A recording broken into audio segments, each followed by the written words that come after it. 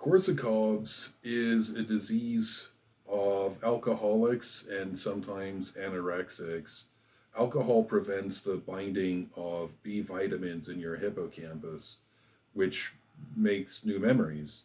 And anorexics, of course, often are not eating any food at all and therefore no B vitamins. And you can effectively lose your hippocampus.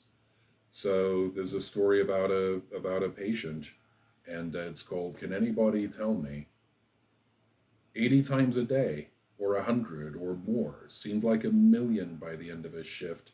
The man with Korsakoff syndrome repeats the same question over and over, each time forgetting whatever answer he has obtained, usually within just a few seconds. We try to be patient with him, those of us with any patience left, that is. But that same question, can anybody tell me, minute after minute, day after day, week after week, month after, and no ability to learn from experience or to process an answer. Sometimes we'd try to redirect him, sometimes we'd try to tell him the ugly truth about the things he'd done, his responsibility. Sometimes we'd tell him what he would have to do to leave and go home. Sometimes we just have to ignore him completely. The ward was busy, other people had needs too, but answering this one question seemed at times everyone's full time job. Anybody tell me where I'm at, why I'm here? This moment, now, here, in this place. This is the ideal for much humanistic, interpersonal, and existential practice. And here was a person with no past and no future, lost in a sea of disconnected moments, each moment the same. The same thought, the same question, the same worry, the same pain. Joy in the moment requires that the moment sometimes change, that there is something to experience in the here and now that will stay with us, events we can learn from, and the capacity for that learning. Anybody tell me where I'm at, why I'm here? Like the rest of us. He'd get angry if you reflected that question back. Nobody can tell you where you are. Where do you think you are? Nobody can tell you why you're here. Although some folks have some ideas and would be eager to share them with you, why do you think you're here? It doesn't mean the question this way. No deep philosophic pondering for him, not when each new moment is so confusing, disjointed. Irv Yalom, citing Nietzsche, likes to wonder how would you respond if some entity, a demon, told you that you would have to relive the same life unchanged over and over again for eternity? Yalom wishes you would live a life that would make this sentence a blessing, and knows for many of us it would be a curse. What if that whole repeated life were thrown out, lost, forgotten?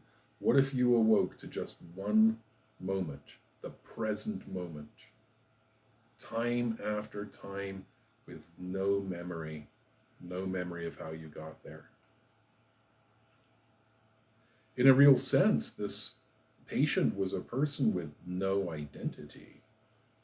To a large extent, who we are is what we remember. We learn operantly, classically, socially, cognitively, intrinsically, autobiographically, and all these memories make up the neural pathways and networks that are us. These are our thoughts and feelings, intuitions and instincts. When we ask ourselves why we are here, we can reflect on the question and remember that reflection, grow into the question perhaps without needing an answer. Our memory helps us adapt to the current situation context, makes it comprehensible. Sometimes The patient could be coaxed into listening to his Walkman. We gave him tapes from the times he can remember, music he knows, and he calms down for a while. It's the Eagles, Night Ranger, Rush. Now he knows something. He still does not know where he is, how he came to be here, where here even is. But these no longer seem like pressing questions. He's found some degree of flow. The meaning of life is not always in the answers to questions, why, but often to be found merely in a life that is meaningful. Playing with my kid, reading him stories, fishing, a good hamburger, man, teaching a class. These are all things I can get lost in for a time. The meaning of my life? I don't know. What makes my life meaningful? That's easier to answer, but is that a fitting answer to the question? This man couldn't comprehend such an answer. But he could sit quietly and listen to some old rock and roll music when all else had failed him. Buckle out.